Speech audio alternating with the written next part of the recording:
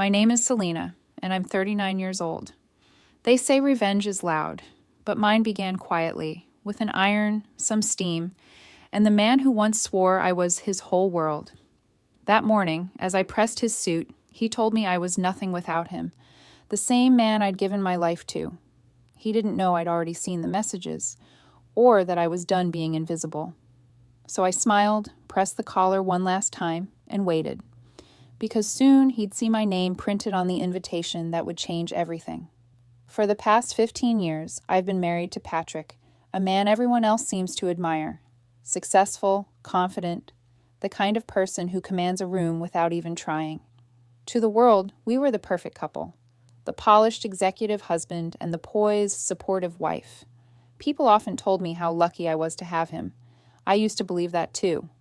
I used to think love meant being the steady anchor behind someone else's storm. When I met Patrick, I was 24 and working in a marketing firm in the city. He was already making a name for himself in finance, sharp suits, sharper mind, and a smile that felt like a promise. He told me I made him feel grounded, that I was the calm in his chaos. Back then, we would stay up all night dreaming about the future, mapping out where we wanted to be in 10 years. I saw a partner, someone who believed in us. And for a while, he did. Or maybe I just wanted to believe he did. In those early years, Patrick was charming. He'd bring me coffee in bed on Saturdays, kiss me on the forehead before leaving for work, and send texts that made me blush in the middle of client meetings. He talked about us building an empire together, how we'd support each other's dreams. But somewhere between his promotions, business trips, and the long dinners with investors, that version of us began to fade. When Patrick was offered a major position at his firm, he told me he needed a partner who could make home life seamless. I remember the conversation vividly. We were sitting at the kitchen table, the late evening sun painting his face in gold. I had been offered a team lead role at my marketing agency that same week, but Patrick said, almost casually, "Selena, you don't need to work anymore. You've done enough. Focus on the house, on me.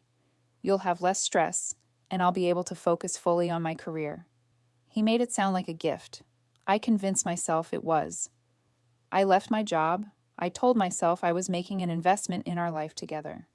I imagined slow mornings, shared dinners, maybe even children. But once I stepped out of that office for the last time, I also stepped out of the world that gave me identity. At first, I didn't notice it slipping away. I filled my days with errands, cooking elaborate meals, perfecting the art of being the good wife. But as Patrick climbed higher, he began looking down at me. His affection shifted into indifference. Compliments became corrections. I remember one evening, he walked into the kitchen as I plated dinner and said, "You've really let yourself go, haven't you?" I froze, holding the serving spoon midair. He didn't even look up from his phone when he said it. Just kept scrolling, as if I were background noise. I laughed it off, but that night, I stayed awake, staring at the ceiling, wondering when he stopped seeing me. The humiliations came quietly, in small doses, the way rust eats away at iron, so slowly you don't realize it until it's too late. He'd tell friends at dinner parties that I used to be a career woman, the words dripping with condescension. When I shared an opinion, he'd smirk and say, "You wouldn't understand. It's business." Sometimes he'd even correct my grammar mid-conversation, as if I were a child. I learned to shrink myself, to smile instead of argue. So I compensated the only way I knew how, through perfection. I polished every corner of our house until it gleamed. I learned his favorite dishes, how he liked his coffee, how to fold his shirts just so. Every little detail became a performance of worthiness. If everything looked perfect, maybe he'd remember that I was too. One morning, not long ago, I was ironing one of his dress shirts. He was running late for a corporate brunch, pacing behind me and muttering about how people who can't manage their time shouldn't lead departments. I had been careful, every seam sharp, every cuff crisp. But as I held the iron over the fabric, he pointed to a faint crease near the button line and said sharply, "Honestly, Selena, do you even try? This is basic." The words stung more than they should have. I pressed harder, my hands trembling slightly, the iron hissing like a warning. "I'm sorry," I murmured. He didn't respond. just sighed and checked his reflection in the hallway mirror. You know, if you'd ever worked under real pressure, you'd understand the importance of presentation, he said flatly. Something inside me cracked, just a hairline fracture. I felt the heat of the iron against my palm and thought about how long I'd been walking on eggshells for a man who couldn't even look me in the eye anymore. But then, as always, I swallowed it down. When he finally left that morning, I sat at the edge of the bed, staring at the half-empty coffee cup he'd left behind. The steam had vanished, leaving behind only bitterness. I whispered to myself, maybe tomorrow will be better. I'd said that line so many times it had become a prayer I no longer believed. That evening, Patrick came home late. His tie was loose, his expression distant but lighter than usual. I asked how the brunch went. Fine, he said curtly, checking his phone again. But then I noticed it, the faint smile playing on his lips, the kind he hadn't worn in my presence for months. He leaned against the counter, typing something, and when his phone buzzed in response, his smile deepened. I asked, "What's making you so happy?" He looked up briefly, that same practiced corporate smile crossing his face. "Just business," he said, before slipping the phone into his pocket. But I knew Patrick's business smiles. This wasn't one of them. This was different, softer, warmer, real. And for the first time in years, I felt a chill of realization crawl up my spine. Something in his eyes told me, whatever that phone call was about, it wasn't business at all. Patrick gets a mysterious phone call that makes him smile. Selena senses it's not business. The night Patrick received that mysterious phone call, I didn't sleep. I lay there in the dark, staring at the faint glow of his phone on the nightstand. He had fallen asleep quickly, as if nothing weighed on his mind. I could still hear the faint echo of his laughter in my head, soft, unfamiliar, almost tender. It had been years since I'd heard that tone, and something about it gnawed at me like a splinter I couldn't reach. The next evening, while he was in his office finishing emails, I passed by the door and heard that voice again, the one he reserved for someone who mattered. His tone was low, warm, a faint smile curling his words. I froze outside the doorway, my hand resting on the frame. "I can't wait to see you," he said quietly. "Yes, the hotel, Saturday night. Same room." My heart thudded in my chest, slow and heavy, each beat screaming what my mind refused to believe. A hotel. Saturday night. Same room. For a moment, I convinced myself I'd misunderstood. Maybe it was a work trip, a client meeting, some kind of business dinner. But then he laughed again, soft and flirtatious, and whispered, "You drive me crazy, you know that?" That was all it took. My stomach dropped so hard I thought I'd be sick. I backed away silently, my hand trembling as I reached for the wall to steady myself. The next morning, Patrick was unusually pleasant. He came into the kitchen whistling, poured himself coffee, and even kissed my cheek. A rare, mechanical gesture that felt more like guilt than affection. "You sleep well?" he asked casually. "Not really," I said, watching him over the rim of my mug. He smiled, eyes darting to his phone as another message lit up the screen. "You worry too much, Selena. You should relax more." Relax. The word tasted bitter. When he went upstairs to shower, I found myself moving without thinking. My hands shook as I picked up his phone from the counter.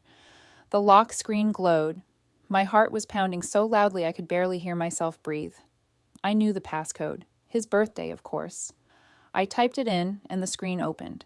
The messages were there, plain as day. A thread titled, simply, M. I scrolled through slowly, feeling each word slice into me like a paper cut. "Can't stop thinking about last weekend. You looked incredible in that blue dress. Wish you were in my bed right now." My vision blurred. I don't know how long I stood there, staring at those words. My hands were cold, my throat dry, but my body felt on fire.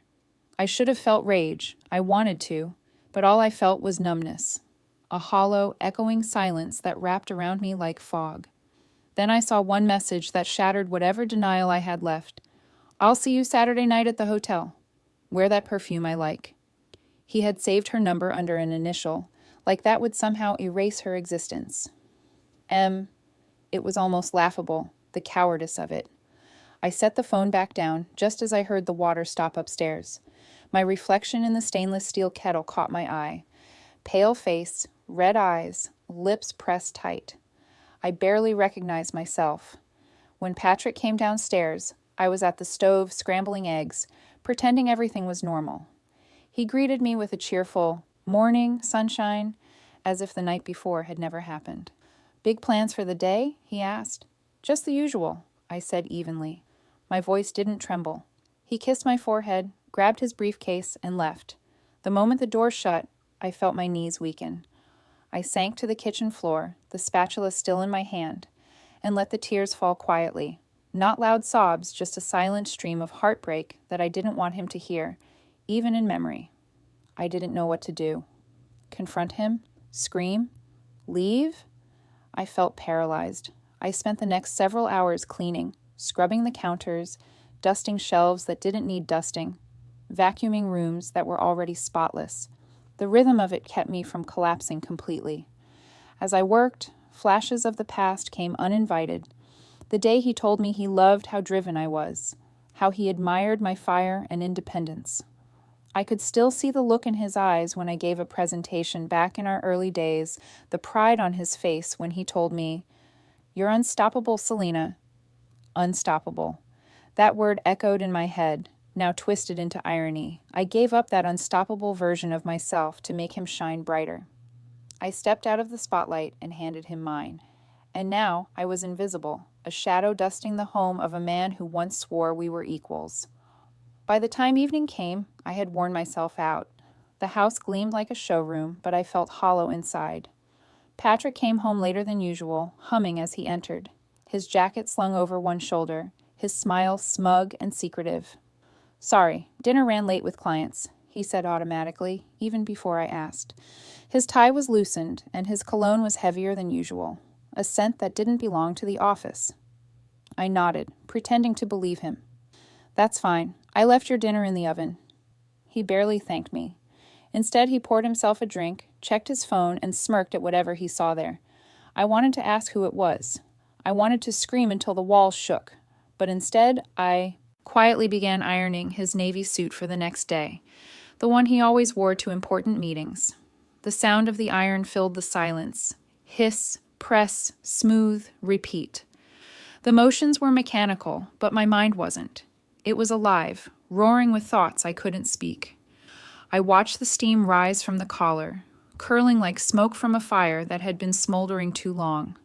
Patrick walked in halfway through, adjusting his cufflinks. "You're a lifesaver, Selena," he said, glancing at the shirt. "I've got another big event tomorrow. You know how it is." "Oh, I know," I said softly. He didn't catch the sharpness in my tone. I ran the iron along the collar one last time, then looked up at him, really looked at him. The man who had once promised me forever, now nothing more than a stranger in my home. As I pressed the collar flat, I whispered almost to myself, "You're nothing without me." Patrick froze, turning toward me with a faint, mocking smile. "What did you say?" I met his gaze, steady now, my heart no longer trembling. "You heard me." He laughed, that cold, empty laugh that had become his signature. "No, Selena, you've got it backwards." He leaned closer, his breath hot against my cheek. "You're nothing without me." His words hung in the air like smoke, thick and poisonous, and in that moment, something inside me hardened into steel. He had no idea that by saying that, he'd just lit the fuse. Patrick laughs cruelly and says, "No, Selena, you're nothing without me." The moment Patrick's words, "You're nothing without me," left his lips, something inside me snapped. Not loudly, not with a scream or a dramatic outburst. It was quieter than that. A kind of internal breaking so clean it felt like glass shattering underwater. For years, I'd lived in the silence of compromise, convincing myself that obedience was strength and patience was love. But in that instant, as the iron hissed against the collar of his suit, I realized I wasn't being patient. I was disappearing. The steam clouded my vision, blurring the reflection in the metal surface until all I could see was the trembling outline of a woman I barely recognized. My hands were steady, but my heart thumped against my ribs like it was trying to escape. Each breath of heat that rose from the iron felt like a whisper of rage that had been waiting years to speak. Patrick didn't even notice.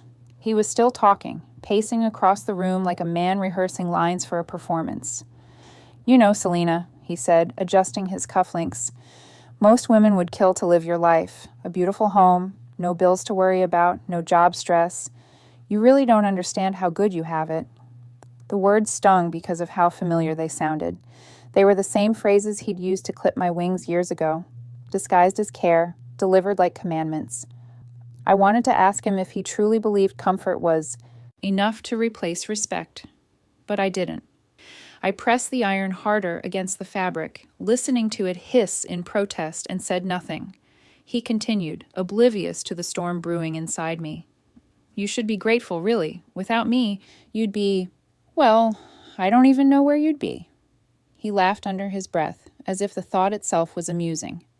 "You don't exactly have many options anymore, do you?" I lifted my eyes just long enough to meet his reflection in the mirror. He was smiling that smug, careless smile that used to make me melt. Now it made my stomach turn. I realized then that I had mistaken his arrogance for confidence, his dominance for security. All these years I had been standing beside a man who never once looked at me, only past me toward his own reflection. When I finally spoke, my voice was calm, almost too calm. "You're right, Patrick," I said softly. "I don't have many options left." He nodded, smugly satisfied, completely unaware that what I meant had nothing to do with him. He left soon after, muttering about a late meeting that I knew wasn't a meeting at all. I watched him walk out the door, his freshly pressed suit gleaming under the hallway light. The faint scent of his cologne lingered in the air long after the door closed, clinging to the silence he left behind. I set the iron upright and stared at the thin curl of steam rising from it. The room was still, but inside me, something was roaring. I thought about all the times I had ironed his shirts while he insulted me, the times I had smiled through tears, telling myself that love was about endurance. I thought about the birthdays he forgot, the anniversaries that passed with a shrug, the countless evenings spent alone while he worked late. The iron hissed again, and I realized that sound had always been part of my life. Sharp, hot, repetitive. Like my marriage, endless, numbing cycles of effort that went unappreciated. I placed the iron back on its stand, switched it off, and sat down on the edge of the ironing board. For the first time in years, I allowed myself to feel everything. The anger, the humiliation, the exhaustion. It wasn't just about the affair. It was about the years he had chipped away at my sense of worth until there was almost nothing left. Almost, but not quite. I stood up and walked over to the counter where his phone had been earlier. I hesitated, then picked up my own. I opened our shared cloud account, something Patrick always forgot was synced, and scrolled through the messages again. My pulse quickened when I saw it. There it was, the one detail I had missed before. "See you at the gala, Em. Can't wait to finally have you on my arm." The gala, of course. Patrick's company hosted it every year, a massive event filled with executives, investors, and their glamorous partners. I had attended with him every year until recently, when he'd started going alone, claiming it was just business. I stared at that message for a long moment, the letters almost mocking me. He wasn't just cheating. He was planning to flaunt her in public. The same man who once said, "Appearances are everything," was about to use another woman to decorate his success. My heart pounded so loudly I could hear it in my ears. For years, I had been his accessory, his polished, smiling reflection of success. Now, he was replacing me with someone younger, someone who didn't yet realize she was a prop in his performance. But this time, he wasn't the only one who could play a role. I walked to my vanity and stared at my reflection. My hair was tied back, my eyes swollen, but beneath the fatigue there was something else, something fierce. I'd spent years trying to be invisible, trying to keep the peace, trying to hold on to a version of us that no longer existed. That version of me was gone. I took a deep breath and started to plan, not in anger, but in precision. The same strategic mind that once helped companies rebrand and recover from scandals, the one Patrick used to admire, was finally awake again. I had been silenced for too long, but not broken. I jotted notes in my journal, every word sharp with intent. I didn't know what my next move would be exactly, but I knew this. Whatever came next, Patrick would never see it coming. Hours passed. The night deepened. The house, spotless as always, felt like a museum of my mistakes, each room a reminder of how much I'd given to a man who gave me nothing in return. But for the first time, I didn't feel like a ghost in my own home. I felt present, aware, dangerous. I looked again at the glowing screen of my phone at the message from M. The words, "See you at the gala," stared back like an invitation not meant for me, but one I suddenly wanted to accept. I whispered it out loud, testing the sound of the words as if they were a spell, the gala. And then quieter, my voice steady with the promise of something new, I said, "Then I'll be there too." Selena whispers to herself, "Then I'll be there too." The morning after my quiet vow, "Then I'll be there too," I woke with a strange calmness, the kind that follows a storm when the air is still heavy but clear enough to breathe again. For the first time in years, I had a purpose that wasn't centered around Patrick. I poured myself a cup of coffee and sat by the window, the sunlight cutting through the blinds in thin, golden lines. I thought about the gala, about that message from M. He was planning to take her, the younger, shinier version of me, to the event where we used to walk hand in hand. The irony burned, but beneath it was something else. Determination. I hadn't realized how much I missed using my brain for something other than managing grocery lists and laundry schedules until I started planning. I used to be good at strategy, at reading people, at orchestrating moments that left an impression. That was before I became invisible, before I traded ambition for approval. The gala, I knew exactly who organized it. Elaine Porter, an old colleague from my PR days. We'd worked together on several corporate events before I left my job. Elaine had always liked me. She once said I had a knack for quiet power. The memory of that compliment stirred something in me. Quiet power. I'd buried it for too long. I picked up the phone and dialed her number before I could overthink it. It rang twice before her familiar voice answered, bright and surprised. "Selena? Oh my God, it's been years. How are you?" "Hi, Elaine," I said, keeping my tone casual, practiced. "I'm good. I just had a quick question. Patrick told me he'll be attending the company gala, but I think his RSVP might not have gone through. Could you check?"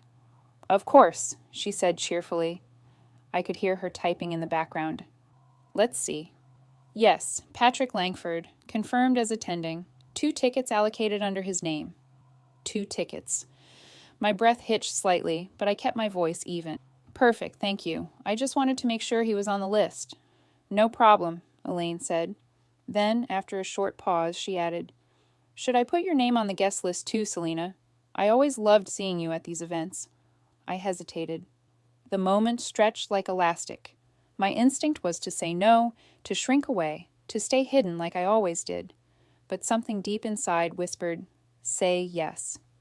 "Yes," I said finally, my voice steady. "Please do." "Done," she replied. "I'll send the digital invite to your old email. You should still have access, right?" "I do," I said quietly. "Thank you, Elaine." When I hung up, I sat in silence, the phone still in my hand. That single word, yes, felt heavier than any decision I'd made in years. It was more than an RSVP. It was a declaration. Over the next few days, I began to change. Not all at once, but in small, deliberate ways. I booked a haircut for the first time in months. I told the stylist to take off the tired, lifeless ends that had been weighing me down, and when I saw the final result, I barely recognized the woman in the mirror. My reflection wasn't perfect, but it was awake. I went shopping too, not for Patrick's shirts or household necessities, but for myself. A deep emerald dress caught my eye, elegant and understated, the kind of color that drew attention without demanding it. When I tried it on, the mirror didn't lie. It fit like it had been waiting for me. At home, I started updating my old LinkedIn profile, something I hadn't opened in over a decade. The first thing I noticed was the outdated headline, "Former Marketing Associate." I deleted the word former before I could talk myself out of it. Line by line, I rebuilt my professional self, remembering the woman who once thrived on ideas and challenges. Each small act felt like reclaiming a piece of my identity. My mornings shifted from robotic routines to moments of quiet empowerment, morning jogs, skincare without rush, reading old journals filled with dreams I'd shelved long ago. I felt alive, and the strangest part was how easy it was once I started. It was as if that version of me had just been waiting for permission to return. Patrick, meanwhile, began to notice the changes. "New haircut?" he said one morning, glancing at me over his coffee. I replied, buttering my toast. He looked at me longer than usual, suspicious. "What's the occasion?" "No occasion," I said. "Just felt like it." He shrugged, clearly thrown off by my calmness. Later, I caught him watching me in the reflection of the kitchen window, as if trying to decode something that didn't fit his narrative. But he didn't ask again. In his mind, I was still predictable. Safe. Let him think that. A few nights later, as I was sorting through an old desk drawer, I found something that made me pause. It was an unopened envelope with my name neatly printed on it, dated 2 years ago. The logo in the corner caught my attention. Women in Leadership Conference. I sat down and carefully opened it. Inside was a formal invitation, congratulating me on being nominated as a speaker for a panel discussion on female empowerment in business. My colleague from my old firm had submitted my name before I quit. I never even knew. Reading those words felt like stepping into a time machine, a version of myself that had existed before I let Patrick's shadow swallow me whole. Someone had seen my potential even when I couldn't. I ran my fingers over the letter, the paper soft and slightly yellowed, and felt tears sting my eyes. It wasn't sadness. It was grief for all the years I'd wasted thinking I had to be less so he could be more. But now, as I looked at that letter, I felt something shift. It wasn't too late. That night, I sat at my desk and printed out the gala invitation Elaine had sent me. The crisp paper slid smoothly from the printer, my name gleaming under the elegant company logo. Selena Langford, guest. I traced the letters with my fingertips. My name, not his, not Mrs. Patrick Langford, just Selena. I slipped the invite into an envelope and sealed it carefully. The sound of the adhesive pressing shut felt final, like the closing of one chapter and the quiet beginning of another. Patrick was already asleep when I crept into our bedroom. The room was dark except for the faint glow from the city lights outside. I walked to his dresser, the same place he kept his cufflinks and watch, and placed the envelope neatly beside them. For a long moment, I just stood there, watching him breathe. The man who once made me feel invincible now looked small, unremarkable, fragile in the dim light. I turned toward the door, my lips curving into the faintest smile. Tomorrow he'll see it, I thought, and for once, my name will mean something to him again. She places the invite on Patrick's dresser, waiting for him to see it. Patrick saw the envelope first thing that morning. I was in the kitchen, pouring coffee, when I heard his voice call out from the bedroom, sharp with confusion. "Selena?" "Yes," I replied, keeping my tone neutral. He appeared in the doorway, holding the crisp white envelope, my name gleaming in bold black print across the front. "What's this?" he asked, waving it slightly. "An invitation," I said simply, not looking up from my cup. "To the company gala?" His voice was already tinted with disbelief. "That's right." He laughed, a short, incredulous sound. "You can't seriously think you're going to that. It's a corporate event, Selena. It's not for, well, people who aren't in the business." I looked at him then, meeting his eyes. "I was invited," I said evenly. "By name." His smile faltered for half a second before he regained composure. "You probably mean as a +1, right? My +1. "No," I said quietly, savoring the way the words seemed to unsettle him. "It's my invitation. You might want to check with Elaine Porter if you don't believe me." He scoffed, setting the envelope down on the counter like it was something fragile, or maybe dangerous. "You're really trying too hard lately, you know that? The haircut, the new clothes, now this?" He took a sip of his coffee, eyes narrowing. "You think showing up there is going to prove something?" I smiled faintly. "It's not about proving anything. I just thought it might be nice to get out." His jaw tightened. "Whatever you say," he muttered, checking his watch. "Just don't embarrass yourself. Or me." He left earlier than usual that evening, claiming he needed to meet clients before the gala. But I knew the truth. She would be there. Margot. The mysterious M. a younger coworker, beautiful in that effortless, naive way that reminded me of who I used to be. When the door closed behind him, I exhaled slowly and walked back to the bedroom. The emerald dress hung waiting on the closet door, gleaming softly under the lamplight. My reflection in the mirror looked composed, serene even, but beneath the surface was a current of quiet electricity. As I dressed, I found myself thinking about the line between revenge and reclamation. What I was doing, was it vengeance, or was it simply taking back the space I'd surrendered to him for too long? I didn't want to humiliate him. I didn't want to scream or cause a scene. I just wanted him to see me, truly see me, for the first time in years. I fastened my earrings, simple gold hoops that caught the light when I turned my head. My hair framed my face softly, and a hint of perfume, light, elegant, clung to my wrists. Not the kind of scent that demanded attention, but one that lingered. As I slipped into my heels, I caught sight of the Eau Cham invitation again, still sitting where he'd left it on the counter. My name stared back at me, bold and undeniable. Selina Langford. I smiled. Not Mrs. Patrick Langford, not the wife of, just me. The gala was being held at the Langford Grand Hotel, ironically named after Patrick's family. It was a sprawling venue with crystal chandeliers, marble floors, and a reputation for hosting only the most elite events. As my driver pulled up to the entrance, I could already see the red carpet rolled out, the glitter of flashbulbs, the sound of laughter echoing through the night air.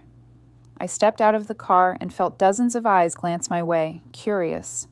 I could almost hear their unspoken thoughts. Who is she? The answer was simple.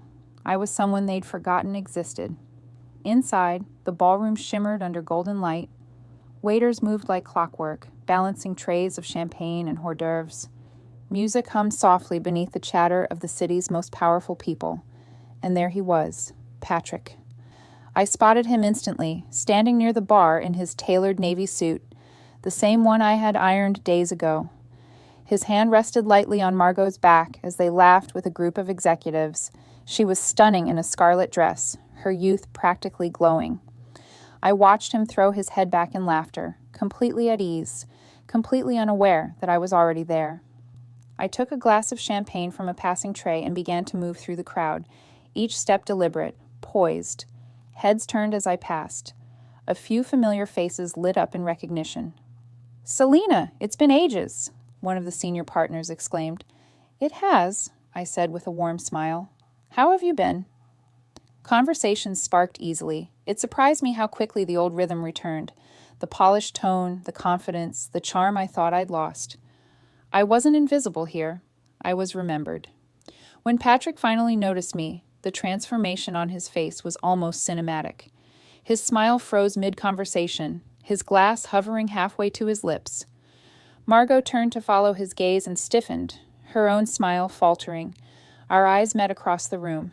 For a moment, everything went quiet. I didn't flinch. I didn't look away. I simply lifted my glass slightly in a silent toast, the hint of a smile tugging at my lips. Patrick blinked, his expression darkening. He leaned in and whispered something to Margot, who frowned and crossed her arms, clearly unsettled. I almost felt sorry for her. Almost. She was still living the illusion I had already escaped. As I moved to greet another colleague, I heard whispers. "That's Patrick Langford's wife, isn't it? She looks incredible. Didn't she used to be in PR?" The murmurs followed me, soft ripples in the glittering pool of social noise. I didn't care about the gossip. Every word, every glance was a small reclamation of the power he'd stolen from me. Eventually, the crowd shifted toward a stage as the CEO took the microphone. He was a tall man with a commanding presence, his voice booming over the speakers. "Good evening, everyone. Welcome to our annual gala, a celebration of excellence, growth, and the people who make it possible." Patrick stood front and center, Margot beside him, smiling for the cameras. I watched him raise his glass proudly, the perfect image of corporate success. But then, midway through the CEO's speech, I saw him glance my way again. This time, there was no arrogance in his eyes, only discomfort. I turned away and joined a small group of women I used to work with. They greeted me warmly, asking what I'd been up to, and I found myself laughing. genuinely laughing, for the first time in months. Then, out of nowhere, I heard the CEO's voice again, echoing across the room. And before we continue, I'd like to take a moment to recognize someone who embodies resilience, intelligence, and the true spirit of partnership. Someone who, even behind the scenes, has made a difference. I looked up, curious, my glass halfway to my lips. "Selena Langford," he said with a smile. "Would you mind joining us on stage to say a few words about women behind the leaders?" "It would be an honor." The entire room turned toward me. Patrick's face went pale. Margot's smile faltered. I set my glass down gently on the nearest table and straightened my posture. The murmurs of surprise rippled through the crowd as I made my way toward the stage. Each step felt deliberate, grounded, powerful. By the time I reached the podium, the only sound was the soft hum of anticipation. I looked out over the crowd, at the sea of expectant faces, at the man who thought I'd always live in his shadow, and felt something ignite in my chest. The CEO invites Selena to speak briefly about women behind the leaders. As I walked toward the stage, the sound of my heels against the marble floor echoed through the grand ballroom. Each step felt like crossing a bridge I could never go back over. My heart hammered in my chest, but not from fear, from clarity. For years, I had been silent, holding my thoughts, swallowing my truths to keep the peace. But now, under those golden chandeliers and the collective gaze of hundreds of people, silence no longer felt noble, it felt suffocating. The CEO gestured me up the small staircase with a gracious smile. "A few words, Selena," he said softly, "just a reflection on partnership and leadership." Partnership. Leadership. I almost laughed at the irony. I took the microphone, my fingers trembling slightly as I looked out at the sea of faces. Executives, investors, spouses.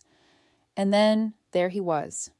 Patrick, standing stiffly near the front, his jaw clenched, Margot beside him shifting uneasily. His eyes were cold, watchful.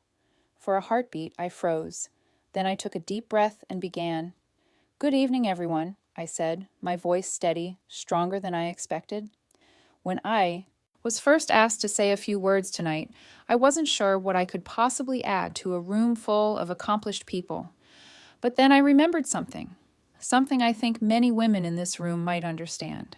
The crowd quieted. The air seemed to tighten with curiosity. "I once believed that the best way to support someone you love was to make yourself smaller," I continued, "to hold things together quietly, to sacrifice pieces of yourself so someone else could shine a little brighter. I thought that's what love meant, enduring, accommodating, being the foundation beneath someone else's success." I could see people nodding, the recognition in their eyes, the wives, the assistants, the women standing beside powerful men. I saw myself reflected in them. I went on. "I spent years behind the scenes, cheering, helping, building, and I don't regret that.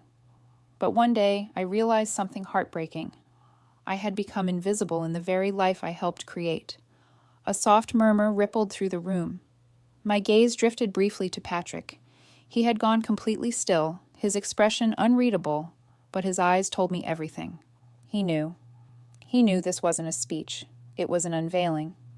"I think many of us, especially women, are taught that being selfless is a virtue," I said. "We learn to equate our worth with what we can do for others. But when you live your life entirely for someone else's dream, you risk losing your own." My throat tightened for a moment, but I pressed on, forcing the words through the lump of emotion. There was a time when I stopped recognizing myself. I measured my value through someone else's success. I thought if I worked hard enough, loved enough, sacrificed enough, I would be seen again. But invisibility doesn't end when you work harder. It ends when you remember who you are. The room was silent now. Even the waiters had stopped moving. I smiled faintly, scanning the audience, choosing my next words carefully. Tonight, I just want to say this. To every woman who's ever been told she's nothing without someone else, remember that you were whole long before anyone tried to complete you. A hush lingered, the kind that teeters on the edge of something profound. I could feel tears pricking at the corners of my eyes, but I refused to let them fall. "And to the men in the room," I added gently, True partnership doesn't mean standing on someone's shoulders. It means standing beside them. Because behind every man who thinks he made it alone. I paused, locking eyes with Patrick. There's a woman who decided she no longer has to be behind him. For a second, nothing happened. And then the room erupted. Applause crashed like thunder, rolling across the ballroom in waves. People stood, clapping, whistling, even cheering. It wasn't polite applause. It was powerful, raw, affirming. Patrick didn't move. His face was pale, the muscles in his jaw twitching as he stared at me with disbelief, maybe even fear. Margot looked at him, then back at me, her face tight with unease. Whatever spell he had over her was cracking. I stepped back from the microphone, nodding politely as the CEO took my hand. That, he said warmly into the mic, is exactly why we wanted you to speak tonight. Thank you, Selena, for reminding us what true leadership looks like. More applause. I smiled, but it wasn't the forced social smile I'd worn for years. It was real, wide and free. As I stepped down from the stage, people reached out to shake my hand, to congratulate me. Incredible speech. So moving. We needed to hear that. The words poured over me like sunlight, filling spaces that had been dark for too long. A familiar voice stopped me in the crowd. It was Elaine, my old colleague. Selena, that was extraordinary, she said, her eyes shining. You haven't lost your touch at all. Are you still consulting? Because I know 2 companies that would love to work with you. I blinked, almost laughing at the absurdity of it. I'm not consulting right now, I admitted. Well, you should be, she said firmly. You've always had that rare spark, the kind that inspires people. Her words echoed in my head. Inspires people. For years I'd been told I wasn't enough, that I was lucky to be standing behind someone more important.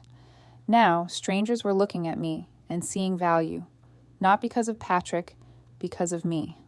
As the crowd slowly dispersed for dinner, I found myself by the edge of the ballroom, the sound of laughter and clinking glasses swirling around me. I watched the lights glitter above, reflected in my champagne glass like tiny stars. For the first time in forever, I felt weightless. The woman who had walked into this gala was not the same woman who had once begged her husband to notice her. I didn't need his approval. I didn't even need his attention. I had found something far more powerful, self-respect. But peace, as I was about to learn, never came easy. Through the crowd, I saw him, Patrick, cutting a path toward me. His expression was dark, his movements sharp, deliberate. Margot trailed a few steps behind, looking nervous. He wasn't smiling now. My heart didn't race. I didn't shrink back.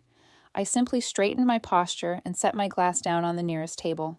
He was almost upon me when I turned to face him fully. The fury in his eyes told me that, for once, the mask had fallen away. Patrick storms toward her, anger in his eyes. Patrick reached me before I could take a single step away from the ballroom floor. His hand closed around my wrist, not hard, but firm enough to make a point. The warmth of his palm was gone. All that was left was tension, the brittle kind that cracks if you press too hard. Selena, he hissed through his teeth, forcing a polite smile for the nearby guests. We need to talk, now. I glanced at his hand, then back at him. Let go, Patrick, I said quietly. You're making a scene. He released me instantly, but his jaw flexed as he gestured toward the side hallway leading out of the ballroom. Fine, privately, 5 minutes. I followed, not because I feared him, but because I wanted him to see exactly who he was dealing with now. We stopped in a quiet corridor lined with framed photographs of past corporate events, the very world he had built on my sacrifices. Patrick spun to face me, his expression tight. What the hell was that? He snapped. You blindsided me in front of my colleagues, my people. Do you have any idea how humiliating that was? I tilted my head slightly, studying him the way one might study a stranger who looks vaguely familiar. Your people seem to enjoy my story, I said evenly. He scoffed. You think that was clever? Airing our personal life in public? You made me look like a fool. I met his glare without flinching. Patrick, I didn't mention your name once. If you saw yourself in my story, that's your reflection, not my script. His mouth twitched, an almost imperceptible break in his composure. Don't twist this, Selena. You know exactly what you were doing. You were trying to embarrass me, to get back at me. Embarrass you? I repeated softly. No, Patrick. I was reminding myself who I am. He took a step closer, lowering his voice to a venomous whisper. You're nothing without me. You wouldn't even be standing in this building if it weren't. Everything you have, this dress, this life, it's because I provided it. For a long moment, I just looked at him. The arrogance, the fragility, the sheer blindness of his... And then I smiled. A slow, knowing smile that made him falter. Funny, I said. Because one of your clients offered me a consulting position tonight. Said he admired my speech. Seems my name carries a little weight, after all. He blinked, his face twisting in disbelief. What? I stepped closer, lowering my voice to match his. That's right. A 6-month contract, independent consulting, good pay, better company. Patrick opened his mouth, but no words came out.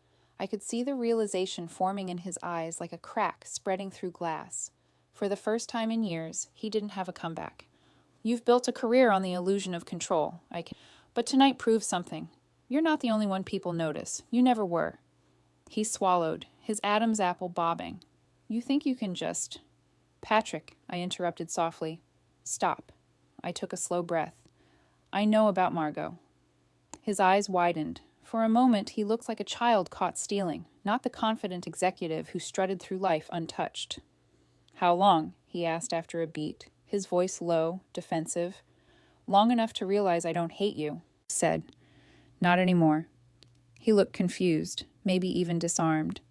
Then what is this? Some kind of revenge? I shook my head. No, this is closure. You can keep your reputation, your image, your new toy. I don't want them. I wish you both the best.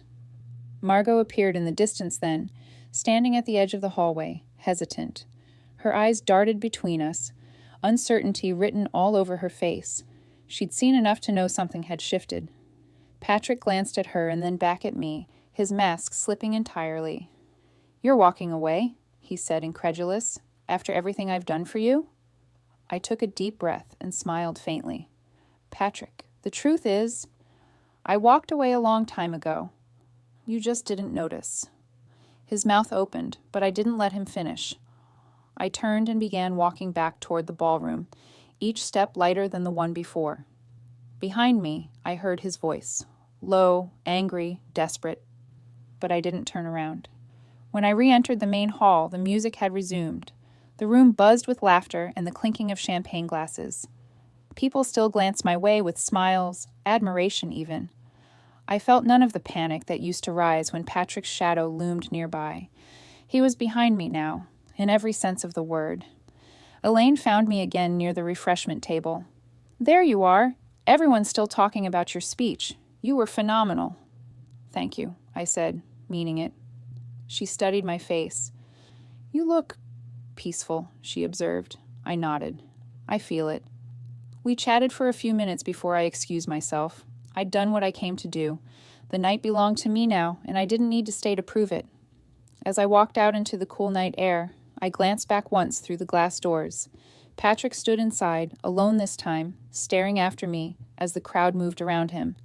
His once perfect smile had cracked completely, revealing the small, frightened man underneath.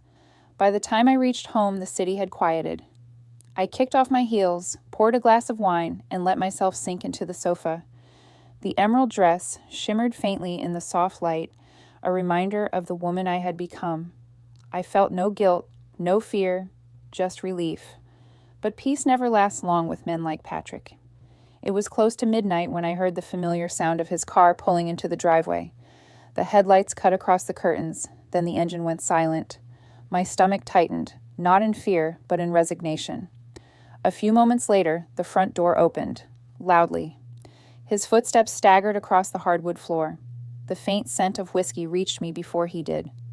"Selena," he called out, his voice slurred but angry. "We're not done talking." I didn't move. I just sat there, swirling the wine in my glass, listening to the man who once called me nothing stumble through the house that I had made a home. He appeared in the doorway of the living room, his tie loose, eyes bloodshot. "You think you can humiliate me like that? You think you can just leave?" I looked up at him calmly, unbothered. "You should get some sleep, Patrick. You'll feel better in the morning."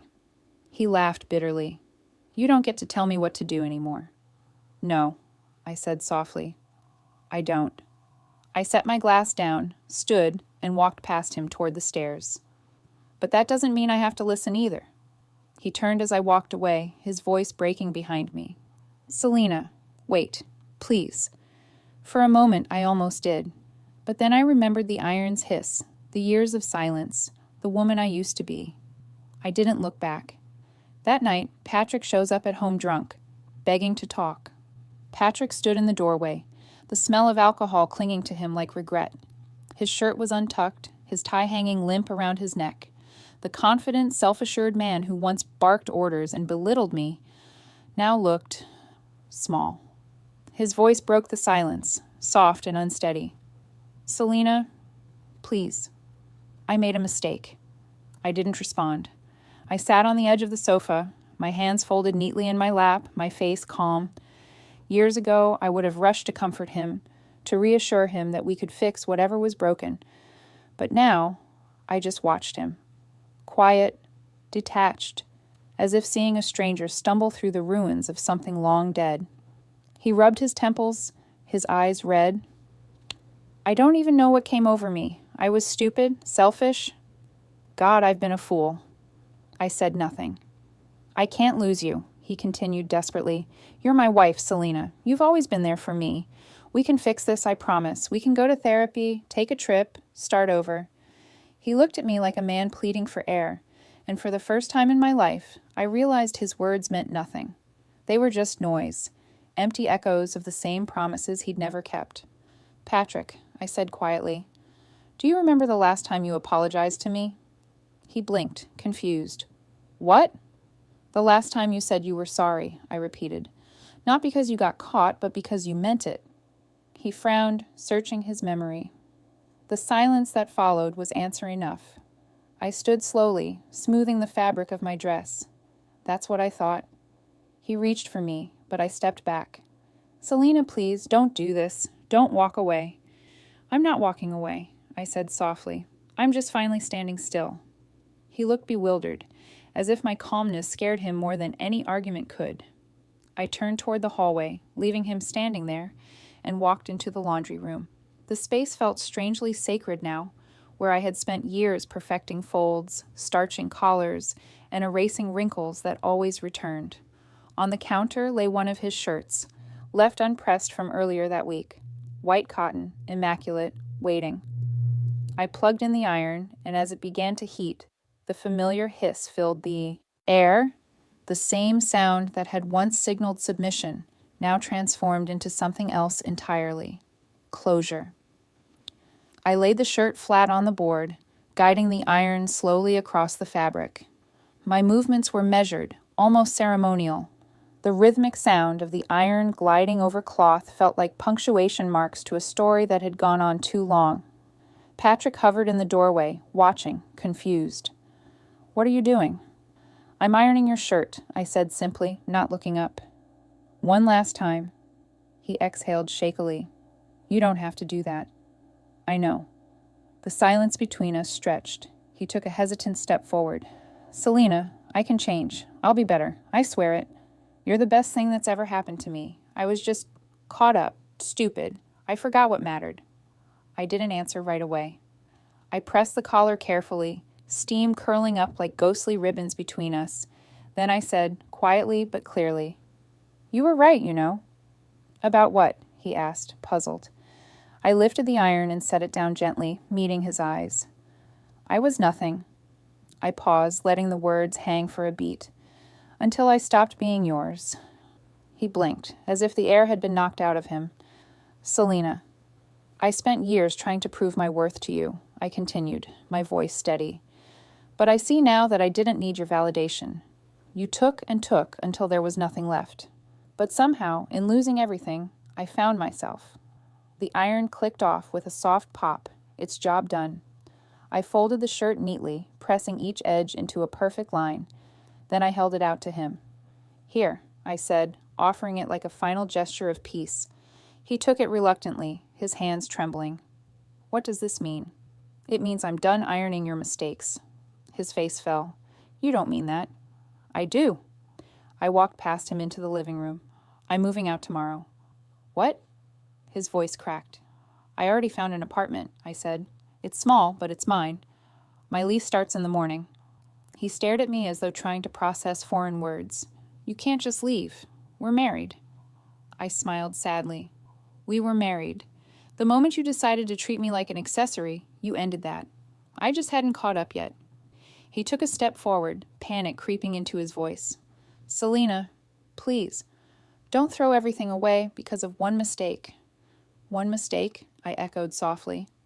Patrick, this wasn't one mistake. This was a lifetime of small cuts that finally bled me dry. His shoulders slumped, the fight draining from him. He looked around the room, our home, like it was suddenly unfamiliar. What am I supposed to do without you? He whispered. You'll figure it out, I said, turning toward the staircase. After all, you're the one who said I was nothing without you. I'm curious to see how you manage without me. I left him standing there, silent, broken, holding the neatly folded shirt in his hands like a relic of a life he'd ruined. Upstairs, I began to pack. My suitcase lay open on the bed, the sound of zippers and drawers filling the room. Each folded blouse, each item tucked into place felt like another piece of me returning home. The house was quiet except for the soft rustle of clothing and the occasional creak of floorboards under my feet. It was strange, realizing that the home I had once built for love had become a museum of endurance. I didn't feel sorrow anymore, only release. When I went downstairs to grab a final box, something on the dining table caught my eye. An envelope, crisp, white, untouched. My name printed neatly across the front. Selena. No return address, no company logo. Just my name. For a moment, I thought Patrick had left it there, some desperate last attempt to sway me. But his car was gone from the driveway. I picked it up, the paper cool beneath my fingertips. The seal was unbroken, the ink dark and precise. My pulse quickened, not out of fear, but curiosity. Whatever was inside, it wasn't from him. I could feel it. It carried a different energy, something promising, unknown. I turned the envelope over in my hands, weighing it like a question. The last time I'd held an envelope with my name on it, it had been an invitation to the gala. The night everything changed. This one felt like the beginning of something even greater. I smiled faintly, sliding it into my purse. Whatever it was, I would open it tomorrow, after I left this house for good. For now, I wanted to savor the quiet, the last night I would ever spend in a place where I once mistook control for love. I took one last look around the living room, the ironed shirt still folded perfectly on the armchair. That, I whispered to the empty room, was the last thing I'll ever press for you. As she packs, she finds one more unopened envelope on the table with her name in bold. The next morning, sunlight poured through the kitchen windows, soft and golden. It was the kind of light that used to feel like a burden, illuminating all the little imperfections in a house I'd tried too hard to perfect. But today, that same light felt like a blessing, a quiet reminder that I'd survived the storm and was still standing. The envelope still sat where I'd left it, resting on the table beside my packed suitcase.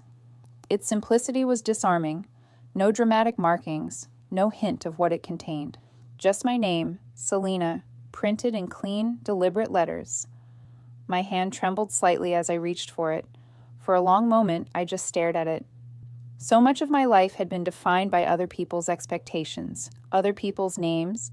Patrick's name had always loomed over mine like a shadow. But here, for the first time in years, it was just me. My name, alone, whole. I slid my finger under the seal and tore it open carefully. Inside was a thick ivory card embossed with a gold emblem. I unfolded it slowly, my eyes scanning the neat, elegant lettering. Dear Ms. Selena Langford, in recognition of your outstanding voice at the Langford Industries Gala, we are honored to invite you to join the National Women's Leadership Network. Your passion and authenticity have inspired many, and we believe your story can empower others. We hope to welcome you at our annual summit in New York next month. I let out a shaky laugh, a sound that was half disbelief and half joy. My first instinct was to call Elaine. Of course, this had her fingerprints all over it. My friend from PR had submitted my name again, just like she had years ago when she believed in me, before I remembered how to believe in myself. The timing felt poetic. The first unopened envelope I'd discovered had reignited my ambition. This one confirmed that the world had noticed. My world, once defined by Patrick's approval, was expanding beyond anything he could touch. I folded the letter gently and pressed it to my chest. "Full circle," I whispered. By noon, I was gone. The movers had already taken the last of my boxes, and as I stood in the doorway one final time, I felt no sadness, only a bittersweet peace. The house that once echoed with my apologies now stood silent, stripped of its illusions. I didn't look back as I locked the door. My new apartment was small, 2 rooms and a balcony overlooking a quiet street, but it was mine. No marble floors, no grand chandeliers, no cold luxury that existed only to impress others. Instead, there were soft curtains that fluttered when the window was open, a second-hand sofa that smelled faintly of lavender, and walls that seemed to hum with new beginnings.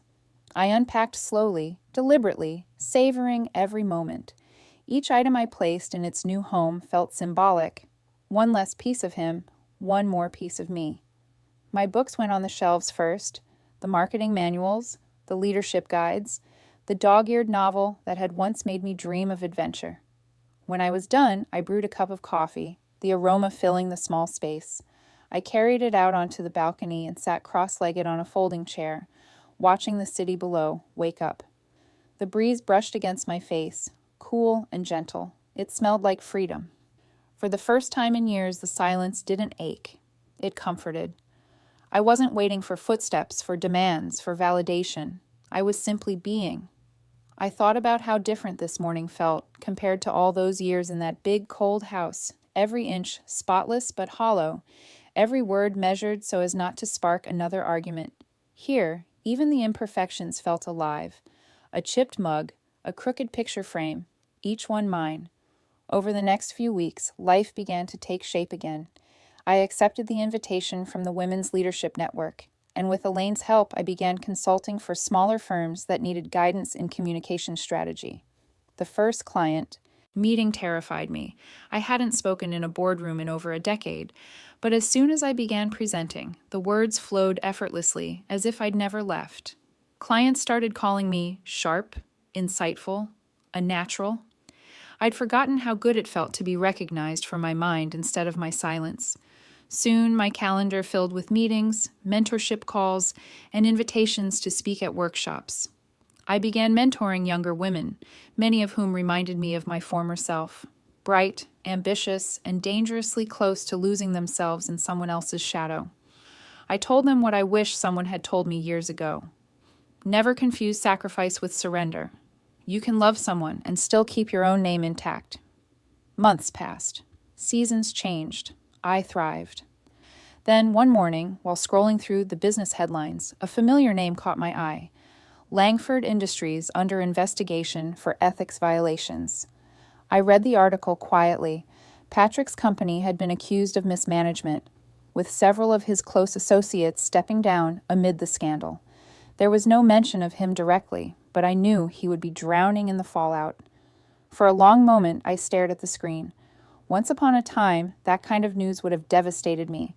I would have worried about him, defended him, believed that somehow his success or failure reflected on me. Now, I simply closed my laptop and took a slow sip of coffee. Karma had arrived, not with fury, but with the quiet precision of balance restored. I didn't smile out of spite. I smiled because I finally understood something profound. Freedom isn't about revenge. It's about peace. That evening, I walked along the river near my apartment, watching the sunset paint the water in shades of amber and gold. The city hummed softly around me. Cars, laughter, the rhythm of life continuing. I felt small in the best way possible, like one voice in a vast, beautiful symphony. As I leaned on the railing, the reflection of the water shimmered beneath me, rippling and alive. I thought about the first day I'd held the iron in my hand, pressing his suit, believing that every wrinkle I smoothed was proof of devotion.